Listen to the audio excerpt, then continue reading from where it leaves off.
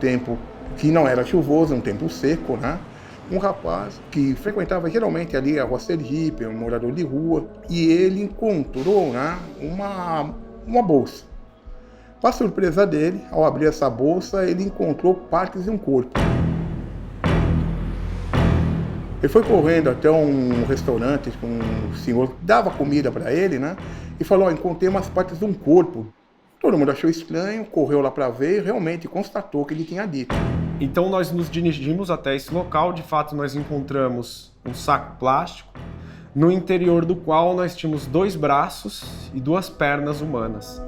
Num primeiro momento a gente não conseguiria dizer se era de um cadáver masculino ou se de um cadáver feminino. O padrão de cortes ele era diferente, então eu tinha em algumas lesões uma continuidade, como se eu tivesse um corte liso de um instrumento cortante, mas na mesma lesão eu tinha também um esgarçamento da pele, expondo tecido muscular, expondo tecido adiposo, gordura, como se alguém tivesse iniciado o corte e puxado aquela parte, aquela região do corpo.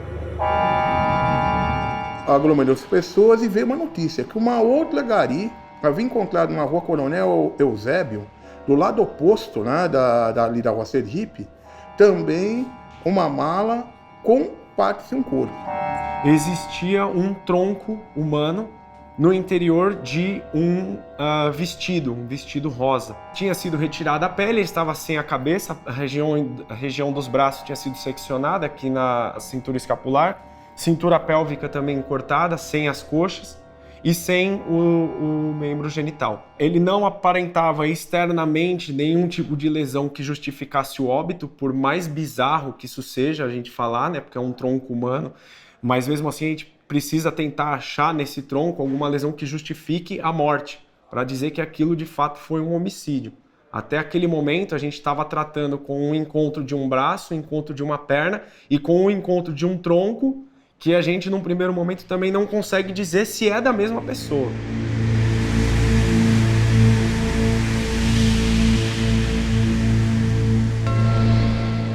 Recebi um telefonema do meu chefe, era um domingo, falando que tinha acontecido algo relacionado a um crime de homicídio. Então eu vim para cá, para o Palácio da Polícia, e daqui a gente foi. Fui eu, o investigador Marcos, o meu chefe, o Maurício, e a gente foi até a Rua da Consolação, onde já estava a equipe do GEACRIM. Então a gente chegou ao local e viu que tinha sido encontrado num saco preto partes do corpo de uma pessoa, que a princípio ali o que a gente notou que eram as coxas. Essas coxas elas tinham o mesmo padrão de secção das partes do tronco e dos braços e das pernas que a gente tinha encontrado, então eram, de fato, analisando as lesões, a gente via que não existia nenhum infiltrado hemorrágico, ou seja, esses cortes eles foram realizados depois da morte da vítima. Elas tinham um forte odor doce, como se alguém tivesse passado um gel ou algum líquido cheiroso, possivelmente para enganar ou para despistar o cheiro. Depois que nós fizemos a análise do tronco no IML, foi possível determinar que tratava-se de um tronco de um indivíduo do sexo masculino. Então foi feita uma análise de perfil genético de cada uma dessas partes do corpo, que revelaram então tratar-se de partes do mesmo indivíduo. Chamou a atenção o fato de que neste corpo, né, foram retiradas as falanges dos dedos, as 10, né, e também a ausência do órgão sexual. Evidentemente, né, que nesse primeiro momento já se podia entender esse tipo de ação como dificultar o trabalho da polícia na questão da identificação do corpo. Burburinho na imprensa, um caso, né, que praticamente deu uma parada no país como um todo, se acha uma cabeça na Praça da Sé. Aquele local de crime parecia um circo, onde tinha muitas pessoas. Tratava-se de uma cabeça que estava no interior de um saco plástico e envolvida por uma camiseta. E essa cabeça da Sé seria desse corpo? Não seria? Ia depender de alguns exames, como o exame de encaixe da vértebra e também do DNA. Já estava em um estado avançado de putrefação, então os tecidos já estavam começando a se liquefazer. Nós encontramos uma lesão na região frontotemporal da cabeça, uma lesão que depois, junto com o médico legista, nós conseguimos chegar à conclusão de tratar-se de uma lesão de natureza contusa, um instrumento contundente, uma lesão de alta energia, que teria provocado não só o ferimento na porção exterior da pele, mas também fratura de crânio. Então, a gente conseguiu constatar que, de fato, aquela cabeça humana tinha o mesmo perfil genético das outras partes humanas que nós tínhamos encontrado, portanto, tratava-se da mesma pessoa.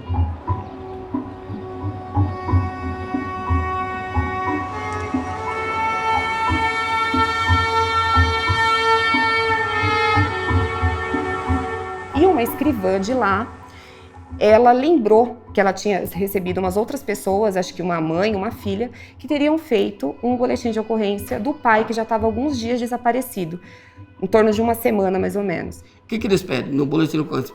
Faz todo, pede todas as informações referente a essa pessoa desaparecida, a rotina dela e tudo, né? E traz uma foto. Quando essa escrivã, a Naná, ela viu essa foto, ela falou assim, nossa, parecida com a foto que ela tinha visto da cabeça em estado de putrefação. Através das imagens, né, de tomografias e raio-x que foram feitos, né, lá no ML, ou entrou o trabalho do nosso laboratório forense de reconstituição. Eles, sobrepondo com os computadores, com as imagens que eles têm, conseguiram reconstituir aquela face. Então você tem ali os pinos, né? No caso, esses pinos, eles são bem fundamentais na reconstrução facial, porque ele define ali a distância do tecido. Então isso tem uma variação de criança, de adulto. Uma coisa importante também, a gente tinha a imagem do local e tinha da cabeça, então foi alguns pontos que a gente conseguiu recuperar, no caso, a quantidade de pelo, a quantidade de cabelo, né? A esposa lá na frente confirmou que ele teve uma catapora e ela identificou que aquilo dali tinha, né, também na imagem.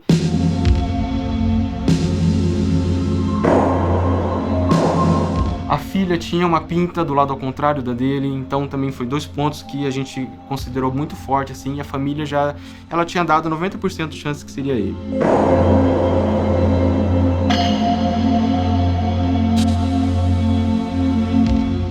Com essa família e essa identificação nesse primeiro momento, chegaram à coleta de material para fazer um exame de DNA. Então, coletou-se material dos 2 filhos e de todas as partes desse corpo. Chegou-se à conclusão que todos pertenciam à mesma pessoa.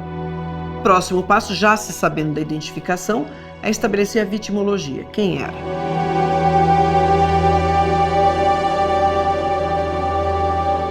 Era uma pessoa extremamente fechada, era uma pessoa que era motorista de ônibus, ele trabalhou durante 30 anos na mesma linha, tinha se aposentado, estava trabalhando durante mais um ano nessa empresa. Não tinha amigos, quando a gente fala o relacionamento que a gente tem familiar, o relacionamento que a gente tem no serviço, ele não tinha, era uma pessoa muito fechada, a pessoa que ele mais se abria era com a filha. O bairro que ele morava na Zona Sul, aqui no centro da capital, aqui em São Paulo, ele vinha sempre de carro. O que causou estranheza para a família é que justamente nesse dia que ele desapareceu, ele não veio com carro. Ele veio de ônibus ele nunca mais tinha sido visto. Já sabemos o comportamento dele, já sabemos que ele se ausentava de casa, né, no sábado à tarde, só retornando já direto para o trabalho, às 3 da manhã, quando ele pegava o ônibus e fazia o turno, né, da madrugada até mais ou menos à tarde, já começamos a traçar mais ou menos um perfil dele. Então, em campo, a gente prosseguiu nas investigações, coletando imagens de todo o comércio da região, das casas, para ver se conseguia identificar quem a pessoa, as pessoas que poderiam ter colocado aqueles pedaços, né, do corpo jogado por ali. A perícia de local, ela tem que tentar levantar o máximo de vestígios possíveis relacionados àquilo. Então, a embalagem onde está esse corpo também é importante. O carrinho, as embalagens plásticas, as fitas adesivas. Mas isso é importante, tem que se coletar para que com o andamento da investigação, provavelmente mais informações vão chegar e se possa estabelecer esse confronto. Entre a superfície do saco plástico e a fita adesiva, nós encontramos alguns fios delgados que depois que são enviados para o laboratório confirmaram como sendo fios de cabelo. Foi interessante porque já no local de crime nós notamos que esses fios eles tinham predominantemente 3 colorações. Então, alguns fios eram loiros, alguns fios tinham uma coloração avermelhada e alguns fios eram escuros, morenos, um castanho escuro. A análise desses fios de cabelo foi interessante porque no decorrer das investigações, eles encontraram algumas imagens que mostravam 3 mulheres carregando volumes plásticos.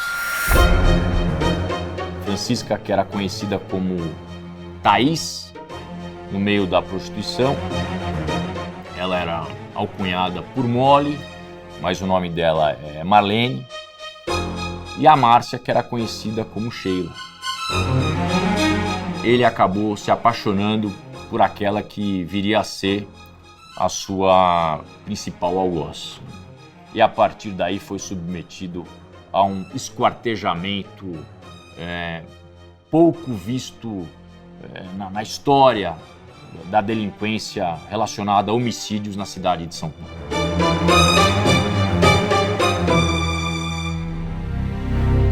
O Álvaro era um motorista de ônibus, casado, mas já não dividia o mesmo leito com a esposa, moravam na mesma residência.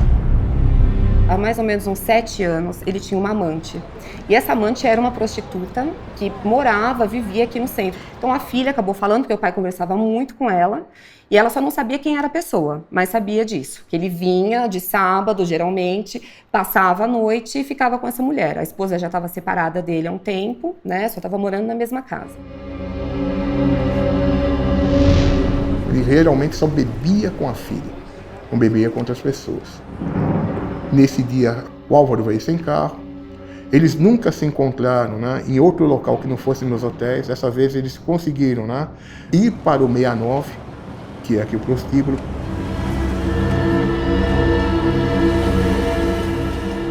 O Álvaro tinha 1,90 m de altura, uma pessoa alta, sabendo que era fraco para bebida. E quando ele embriagou, ela derrubou ele no chão. Ele caiu com a cabeça no piso no banheiro, possivelmente desacordou, começaram a agredir. Então o laudo necroscópico é enfático. Ele veio a óbito em função de traumatismo craniano. Todos os ossos praticamente da cabeça estavam fraturados. Ele ficou embriagado, isso foi constatado através dos exames também toxicológicos, o alto teor de álcool no sangue. Lesões também foram constatadas, contusas, na região do dorso da mão, das mãos e dos antebraços, indicando que em algum momento ele tentou se defender. Após a morte, decapitaram, separaram a cabeça do restante do corpo, separaram os braços e as pernas. Embalaram essas partes do corpo, que seccionaram, em sacolas plásticas, sacos plásticos, vedaram com fita adesiva, distribuíram em alguns carrinhos, dispersaram essas partes do corpo na região da Consolação.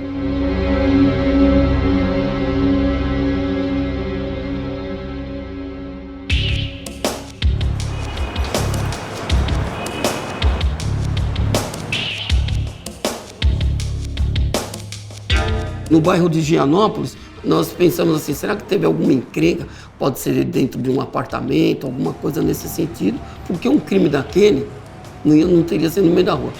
Então o que nós começamos a fazer? Começamos a pegar as imagens das ruas adjacentes.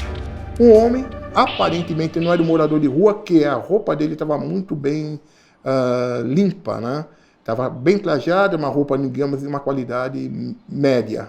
Na hora que ele pega um carrinho, uma parte do corpo em frente ao cemitério da Consolação.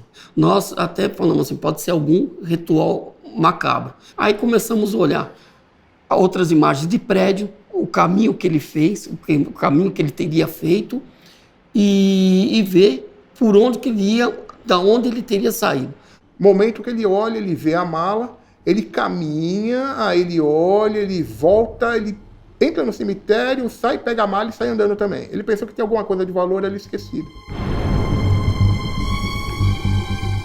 Nós conseguimos ver 3 mulheres na noite anterior, na madrugada, com imagens elas descendo com o carrinho, puxando o carrinho e carregando bolsas e deixando exatamente nos locais onde foi encontrado anteriormente.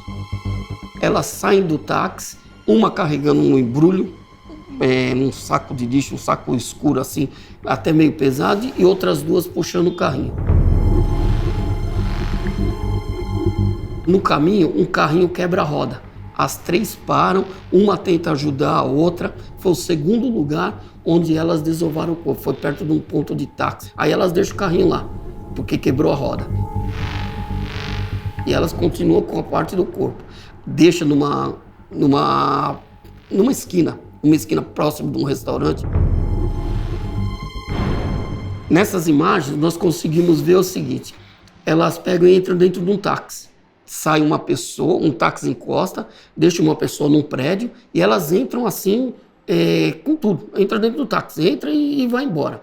O pessoal da UIP, da Unidade de Inteligência, eles conseguiram verificar a posição que estava a câmera que esse táxi chega.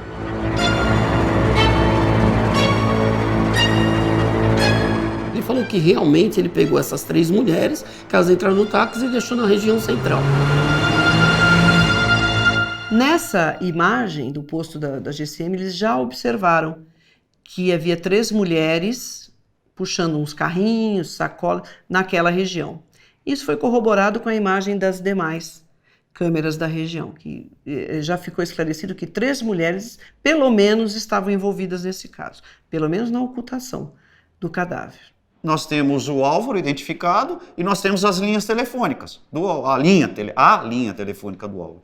Então você passa a trabalhar mais tecnicamente com as informações. A unidade de inteligência nossa faz a quebra dos telefones. Você, tanto na memória do telefone, quanto nos contatos que foram feitos nesse telefone, você tem acesso.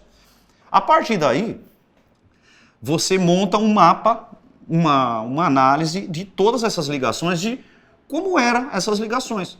Nesse grampo telefônico ficou de 15 dias, assim, elas não falaram nada que ligasse ao homicídio. O que a gente percebia era que elas eram prostitutas mesmo, falavam disso, a prostituição.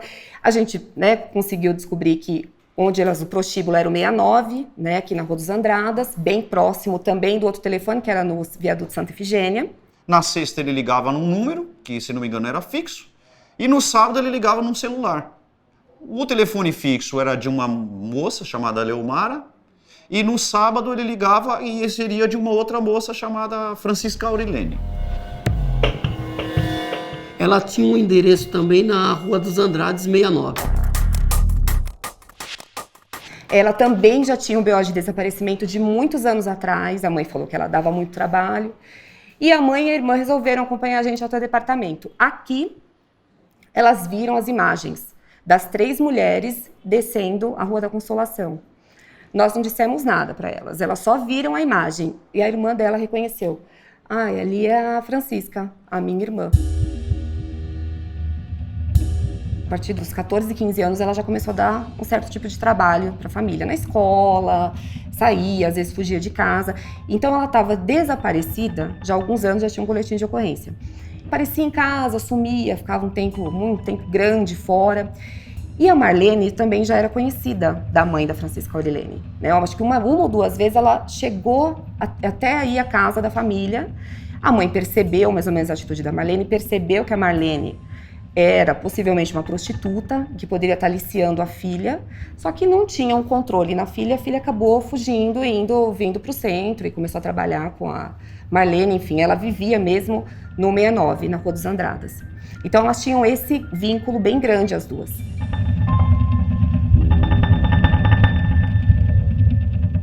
Concomitantemente, dentro dessas ligações telefônicas, fizemos a triangulação das herbes, que são antenas que recebem essas ligações e tudo mais. Chamou a atenção que a régua, o controle dessas ligações dava, na sexta ele estava num lugar, ou seja, região da Zona Sul. No sábado ele estava no centro de São Paulo, mantinha um certo ritmo. Pensamento nosso, o cara pega, sai com a mulher e vai para um local propício para poder se relacionar e tudo mais. Hotéis, vamos bater os hotéis. Através da foto que nós já tínhamos do álbum, se ele tinha passado, se ele entrava, se ele frequentava alguma coisa. Nesse hotel, uma das funcionárias falou assim que realmente, quando ela viu na televisão, que depois começou a passar a foto do Álvaro tudo, falou assim que ele frequentava assim, que ele já tinha visto. E ela falou assim que frequentava com uma garota de programa. Eles mostraram o quê? Os livros. os livros de registro do hotel e viram que o nome dele estava lá, Álvaro Pedroso, juntamente com Marlene Gomes. E após um longo período, essa pessoa estava desaparecida, a irmã, ao visualizar as imagens gravadas, foi enfática. Esta é a Francisca. Antes de se chegar a Marlene, interessante, concomitante ao levantamento das imagens das câmeras, relatos da família, tiveram acesso ao telefone celular. Então ali constataram que existiam muitas ligações, inclusive na data do desaparecimento. Ele saía sexta-feira, ia se encontrar com a Marlene, passava o final de semana e domingo ele retornava para casa. Isso já era uma rotina estabelecida na família. A família dele sabia disso e a Marlene também sabia, que eram os finais de semana que ele permanecia com ela. Então chegou-se às gravações das mensagens e telefonemas trocados entre ele e Marlene. E a uma outra pessoa, que seria filha da Marlene. Chegou-se à conclusão que a identificação que Marlene era uma prostituta. O que aconteceu? A investigação focou ali. Quais eram os relacionamentos dela? E procura informações de tudo quanto é lado, mas não sabíamos a área de atuação. Fizeram um retrato falado, inclusive da dona Marlene, por parte da pessoa do hotel, né, que relatou e tudo mais, né, que era a mesma pessoa que foi na casa da Francisca Aurilene, porque ela teria sido desaparecida, né? Então, mas ela levou uma mulher lá na casa e a mãe teve o contato. Então confirmou que era ela. Então a gente sabia que já tínhamos duas, né? Ficamos sabendo que a Marlene, o apelido dela ou a alcunha dela seria Molly, conhecida no centro, que a Francisca Aurilene, o nome que ela utilizava era Thaís, mas, para a nossa surpresa, não se comunicava a respeito do fato. O fato, nós não tínhamos nada. Dentro das linhas telefônicas da Francisca Aurilene, cuja Molly utilizava essas linhas telefônicas, foi apresentado 3 endereços. Do apartamento, na Santa Efigênia, viaduto Santa Efigênia. O outro, o 69, ao lado, um outro apartamento, que é de uma terceira pessoa, que é uma cafetina, teoricamente. Avaliando, a gente sabia que ela entrava em contato com a Molly direto. Então era também um endereço importante. Nisso foi solicitado o quê? Prisão temporária da Marlene e da Francisca Aurilene e busca e apreensão nos 3 endereços.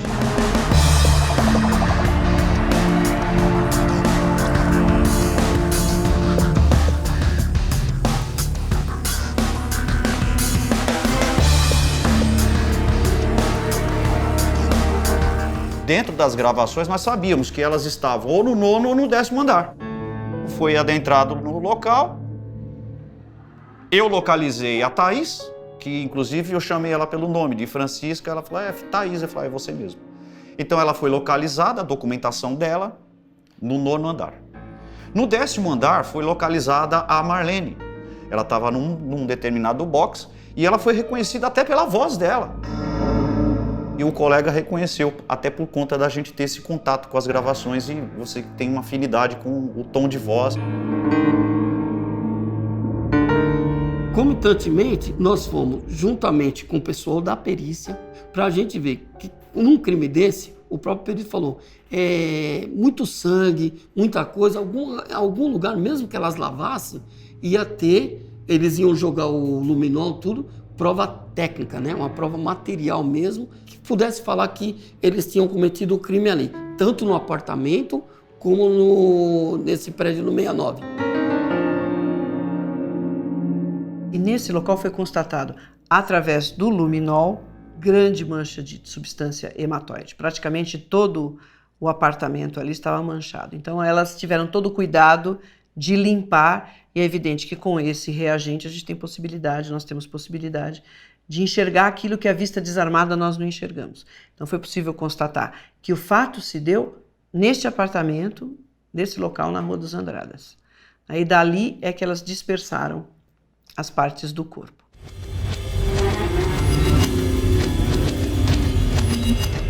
Quem era a terceira pessoa? Nós não sabíamos quem era a terceira pessoa.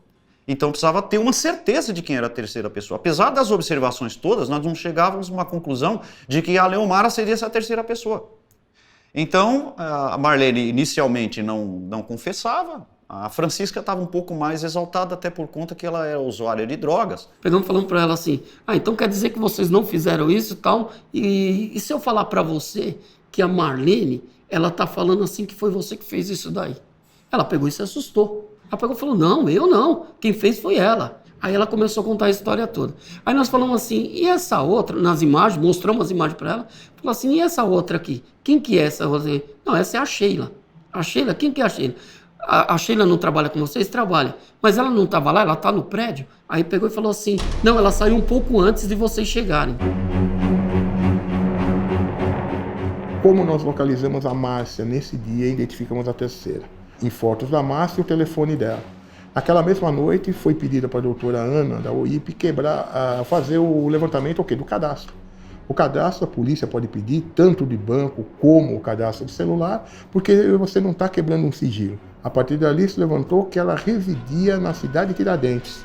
Nós tínhamos alguns endereços antigos dela. Então a gente trabalha o quê? Vai do mais recente para o outro. Então a gente foi trabalhando os endereços. Vai num, não localizou. Vai no outro, não localizou. No terceiro endereço, a moradora citou que tal pessoa acabara-se de mudar para um outro endereço. Nós fomos até o local, conversamos com o morador, que ela morava nos fundos, que o proprietário da casa é na frente, e ela morava nos fundos. Relatamos o fato, ela foi conduzida até essa delegacia. Aqui ela acabou explicando todo o fato, como ocorreu, né? E posteriormente, inclusive até na residência dela, por conta do marido dela, eu não sei se era serralheiro ou alguma coisa, uma das ferramentas utilizadas no crime foi até coletada na época, junto ao marido dela, que era uma machadinha. O relato foi que a primeira pancada que foi dada foi através dessa machadinha. As versões da Marlene e da Francisca são as mesmas para justificar o que elas fizeram? A da Marlene, ela falou assim que ele fazia barbaridades com ela em âmbito de prostituição. Falou que ele era sádico. Uma coisa que a gente não acreditou muito, né? Porque ela já era prostituta há muitos anos, ela não viveria com um homem assim, né? Ela saberia muito bem negar. E tinha um outro detalhe. A Marlene morava com a filha e trabalhava no 69.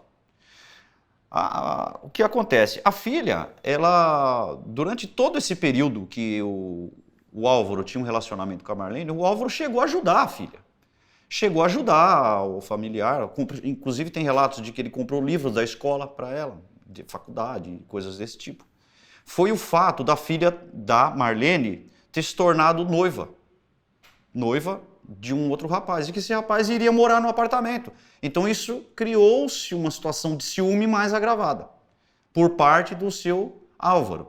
No caso da Thaís, da Francisca Aurilene, ela fala que ela ajudou por causa que ela quis ajudar uma amiga que estava em apuros. Ela fala que ela não participou porque ela não teve nem estômago para ver. Ela pegou e falou assim que ela saiu de perto.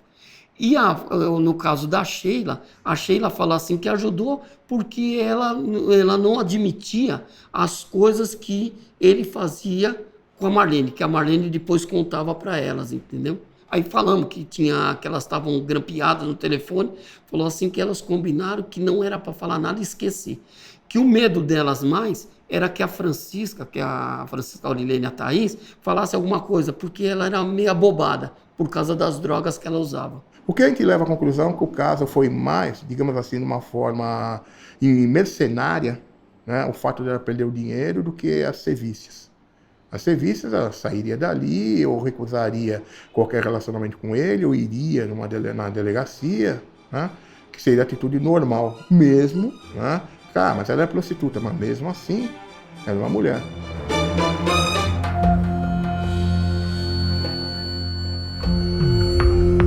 Então, eram 3 prostitutas, tá? Dar a entender, pelas informações, que a Marlene podia aliciar as outras 2. Era tipo uma cafetina, né, que se utilizava, mas ela também vivia da prostituição e às custas do Álvaro. Pelas informações obtidas, ele já estava se separando, ele queria efetivar essa separação e oficializar o relacionamento dele com a Marlene. Mas a Marlene nunca se mostrou disposta a isso. Nessa relação conflituosa, ele decidiu se separar dela, já que ela não queria largar a vida da prostituição e assumir um relacionamento sério com ele. Ele resolveu romper. Aí isso levou a Marlene a se sentir extremamente frustrada, pela raiva, porque ela já não teria mais essa ajuda econômica que era importante para ela, embora ela não deixasse a prostituição, era importante o dinheiro e o sustento que o Álvaro possibilitava. Então o motivo maior foi isso, essa frustração, a raiva, o ódio. É claro que ela habilmente não assumiu isso. Ela criou toda uma retórica de agressão, sevícias sexuais extremamente violentas, inusitadas e diferenciadas que ele a obrigava a participar. Então ele servia muito bem enquanto ele estava sustentando. A Marlene, o interesse dela era esse. Uma pessoa calculista, fria, com muito ódio, muita raiva. Isso indica a quantidade de ferimentos, o que foi feito com o corpo, o esquartejamento, retirada de pele, de falanges. Isso é muito calculado, isso é muito frieza de pensamento e de comportamento. Então ali se vê toda a premeditação, distante de qualquer tipo de sentimento. Ele era fraco de bebida, isso é relatado pela própria família. Ele sempre visitava a Marlene nos hotéis. No dia anterior, ele tinha ido no 69, que era o local de trabalho da Marlene, ou seja, fugiu do padrão. Então, por que fugiu do padrão? Porque existia uma premeditação nesse sentido. Elas já tinham essa consciência de que vamos levar ele para tal lugar, chamou ele para tomar uma cerveja e fazer o programa lá. Quem teria dado o primeiro golpe no Álvaro seria a Márcia Maria. Por quê? A Márcia Maria, ela tinha um relacionamento meio que afetivo com a Marlene. Ela tinha uma proximidade muito grande com a Marlene. Tinha dó da Marlene. E a Marlene exercia um certo controle em cima da Márcia Maria e em cima da Francisca Aurilene. A Francisca, inclusive, era como se fosse uma filha para ela. Apesar de ser a prostituta que trabalhava junto e que ela controlava, mas a Francisca Aurilene que era mais fraca, vamos dizer assim.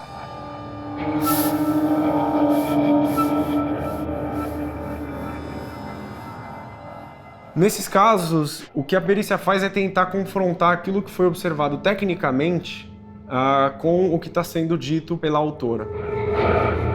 Os laudos de local de crime, os laudos necroscópicos, às vezes até algumas provas testemunhais ou algumas oitivas dos autores, e tenta confrontar com aquilo que eles vão reproduzir na reprodução simulada, na reconstituição. Então, de fato, a vítima tinha aquela lesão na região onde a autora diz que ela teria golpeado.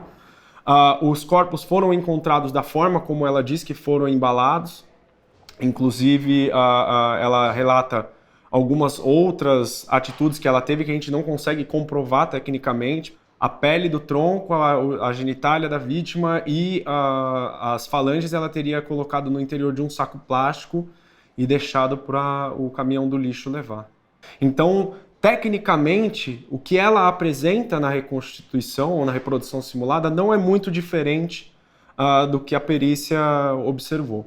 Fechado o inquérito, relatado, ele foi encaminhado à promotoria, que denunciou e também foi favorável à decretação da prisão preventiva, né, das leis. Foi marcado a instrução. Nos crimes contra a vida, nós trabalhamos em duas fases, né? A instrução criminal, que é a parte, né, que vai ser ouvido o pessoal, vão ser ouvidas as testemunhas de acusação, testemunhas de defesa, o interrogatório das réis no final e a decisão, que pode ser dada no momento ou não, se tudo se terminar naquele dia.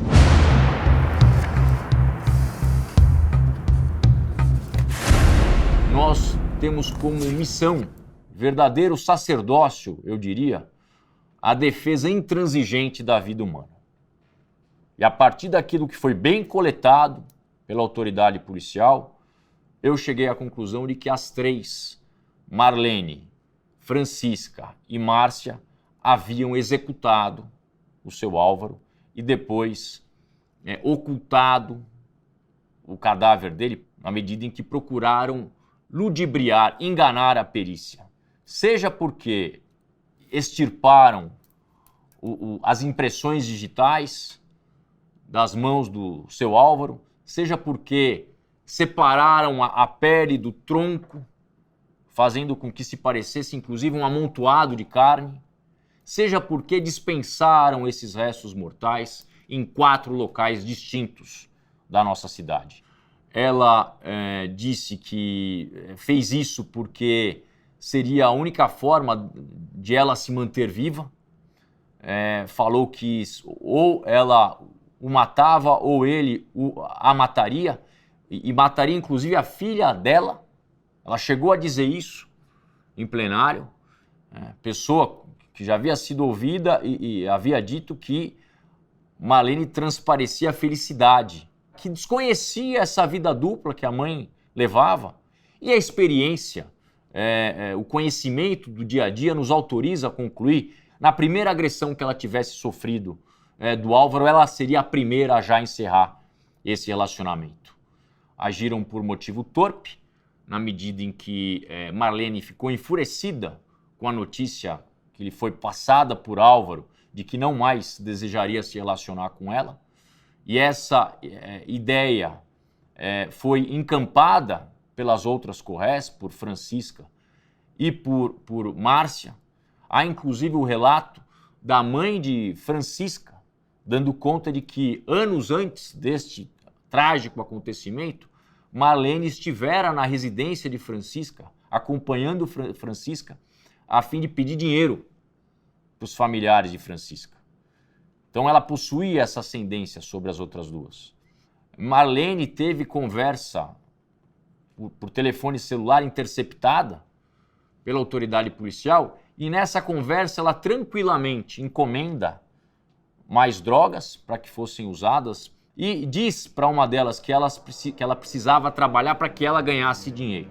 E aí as 3 orquestraram uma história para ser utilizada no julgamento de que o seu Álvaro era uma pessoa extremamente agressiva, era contumaz praticante de violência sexual. Procuraram construir um perfil que não correspondia àquele perfil que o seu Álvaro tinha. Foi ouvida uma companheira de trabalho do seu Álvaro, que era cobradora, e que disse que ele possuía o hábito de profissão de sempre parar para mulheres que estavam grávidas, idosos. Ficou muito clara essa personalidade gananciosa, interessada somente no dinheiro que o seu Álvaro dava para ela. A outra qualificadora foi a do emprego do meio cruel. Ela disse em plenário a Marlene que, na verdade, o seu Álvaro caiu, bateu com a cabeça no vaso sanitário e ela teria dado somente uma única martelada nele, isentando por completo as outras duas, a Francisca e a Márcia, de qualquer responsabilidade. Apenas confessaram que ajudaram na ocultação dos restos mortais. Seguiram a linha que foi orquestrada na defesa da Marlene, que era a pivô ali da história toda. Teve também o recurso que dificultou a defesa da vítima, do seu Álvaro, como essa última qualificadora. Se trata de um homicídio triplamente qualificado, na medida em que a Marlene o embriagou naquela noite. Ele não teve qualquer forma de esboçar reação defensiva, a não ser essa, com a própria mão, que acabou resultando no ferimento no dorso dessa mão. Em concurso material, com os crimes de destruição e ocultação de cadáver e, por fim, o crime de fraude processual.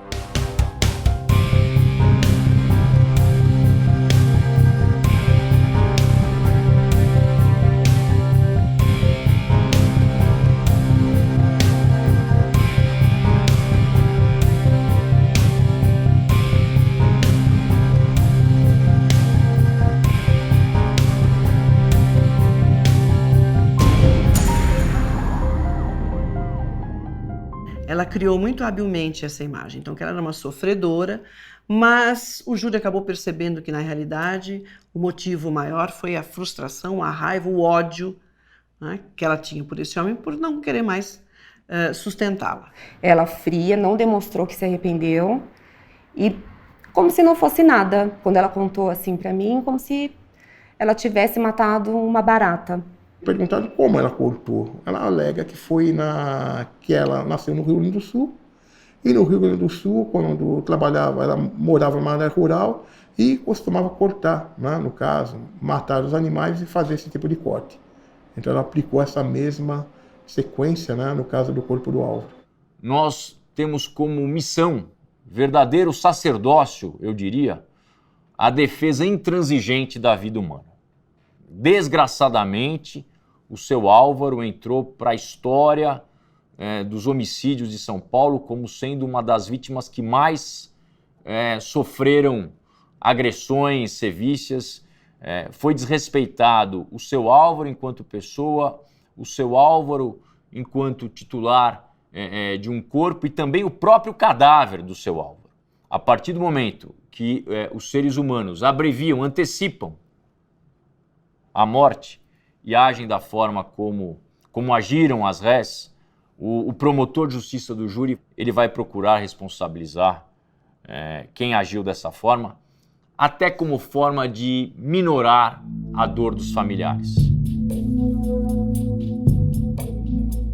O departamento todo está de parabéns, porque na investigação, em muitas coisas que aconteceu, no fato do telefone, no fato até de achar a cabeça, porque elas falaram assim que a cabeça elas tinham colocado no lixo. Se o lixeiro tivesse levado a cabeça tudo, talvez a cabeça a gente nunca tinha achado. E através dessa cabeça mesmo foi que se chegou à identificação da vítima e tudo isso que nós conseguimos até a prisão das três assassinas. E a gente não sabe o que aconteceu, quem foi que pegou essa cabeça e deixou na Praça da Sé. Isso daí para nós até é um mistério.